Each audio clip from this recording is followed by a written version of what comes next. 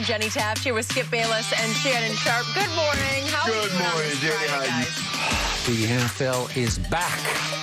And I have decided that in honor of Tom Brady's upcoming 44th birthday, soon to be celebrated on August 3rd, happy birthday to Ernestine also on that day, I have decided my goal this NFL season is to win 44 cases of Diet Dew from you, Mr. Hall of Famer. It ain't gonna happen. Yeah, it is. It's not gonna happen. I think I got a shot. You know why? Because you're gonna pick the Cowboys too often. I just might. I just might do it right now. Okay, right optimistic. You know, and this is the thing, Shannon. He always feels really good right before the season starts. And yes, it is football season. It is Cowboys season, and they had their first training camp practice yesterday. And USA Today has some good news here for Skip. So, according to their predictions, the Cowboys will win the NFC East and make the playoffs with a 10-7 record. But it stops there with the Cowboys losing in the first round to the Rams. They do, however, have Tom Brady and the Bucs repeating as Super Bowl champs over the Browns of all teams. So, Shannon, do you have a problem with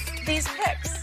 Well, first of all, the Cowboys are not winning the NFC East. So if Yes, they are. No. I mean, that's the only given in this whole debate. No, absolutely not. Well, I mean, how no. hard is it to win the least?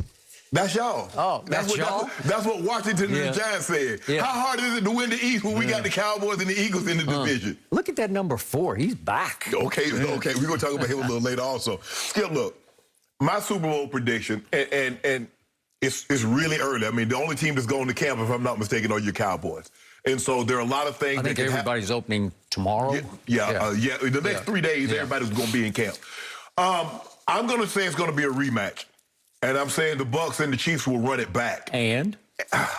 But the Frank Clark situation has me concerned because they were a little shaky on defense last year, being able to consistently generate pressure. And really, there are only two guys that can generate pressure. That's he and Chris Jones. And if he's out, now they can double Chris Jones. They did sign Okafor back. He comes back for another season. So that has me a little concerned. I love what they did offensively.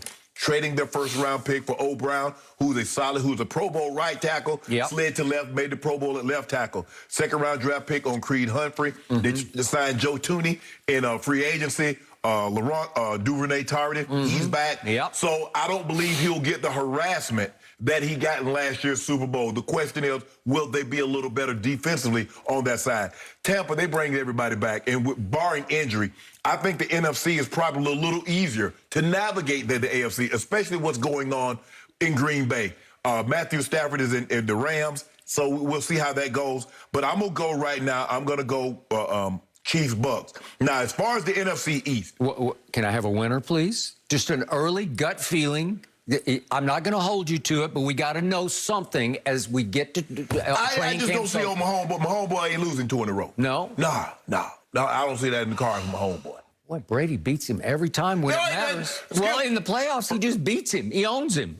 We got y'all early in the year. Y'all got us when it really mattered. That's right. And we got you good. We got y'all the year before we didn't get an opportunity to get the rematch. AFC Championship game, overtime, 3 straight 3rd and 10 conversions by Thomas Edward Patrick Brady Jr. at Kansas City in the cold. You got an edge. You're 3-1. Now let's get to your NFC East, your Cowboys. Skip, the Giants are loaded. I love what they did in the draft. Kadarius Toney. They brought in Galladay, Slayton, Shepard, Kyle Rudolph, Evan Ingram, and they get arguably one of the better back. He's not arguably, he's a top back when he's healthy. He's coming back off the ACL. They'll slowly integrate him back into the mix. If it doesn't happen this year, the Giants need to move on from Daniel Jones because they can't give him any more weapons than what they've already getting. Now, Skip, you know I like Fitzpatrick.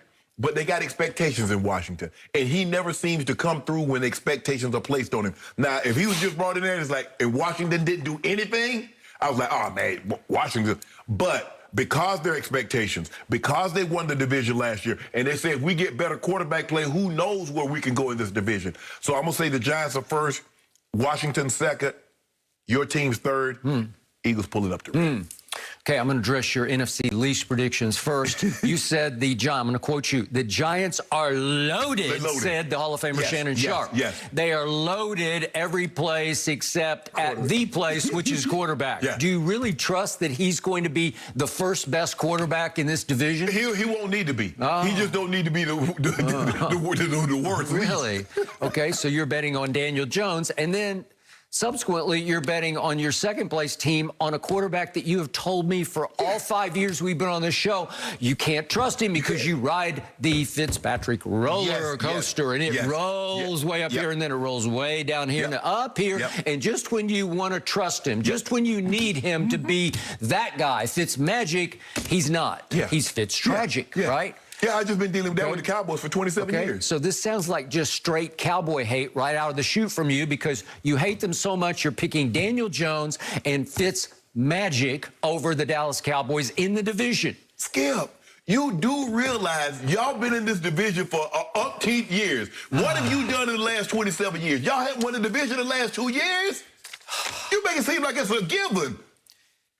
I will address them in a moment, but now it is my turn to make my big picture predictions. Okay. And again, these are all too early predictions, but it's here, it's back. Okay.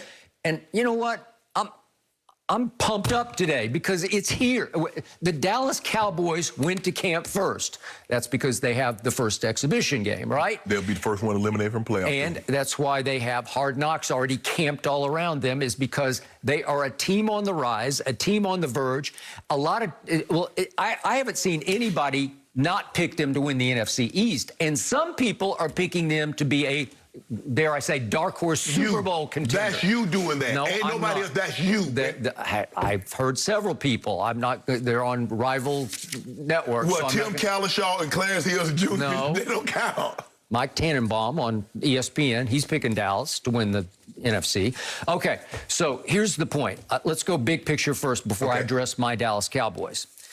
I told you back on May the 13th when the schedules were released. I took one quick look at the Tampa Bay Buccaneers schedule, knowing that they had shattered another mold. They brought every single player back.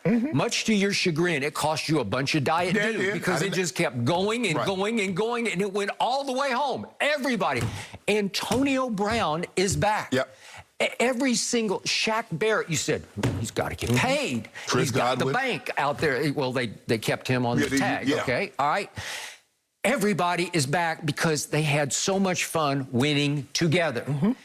And my quarterback on that team, who is about to be 44 years of age, shockingly played all last season on a torn, ruptured MCL. Medial collateral ligament. It was ruptured. According to all reports, he had to get it repaired. And by all accounts, he is right on course to be ready to go for this upcoming season. Yeah, and you're not believing it. You're not trusting it. I ain't say that. I ain't say nothing. Okay, so he was the Super Bowl MVP. He was the second rated by Pro Football Focus quarterback during the regular season last year to Aaron Rodgers, who was the runaway MVP, but Tom was ranked second, graded second by Pro Football Focus on a torn MCL. That's impossibly great for the GOAT. The GOAT got even goatier last year, right? So I look at this schedule and I say, time out. They're going to be favored, according to Fox Bet, in every single game. Now, the odds are obviously very long for them to win every single game. But I told you on May 13th, I will not be shocked if they do pull it off, because what's left for Thomas Edward Patrick Brady Jr. to do? Well, he came very close to an undefeated season, as you know, off the 2007 season. Correct. When he had his greatest statistical season because he had Randy Moss. And then what happened? The Giants happened. And then what happened? Bill Belichick happened, because Tom did what Tom always does.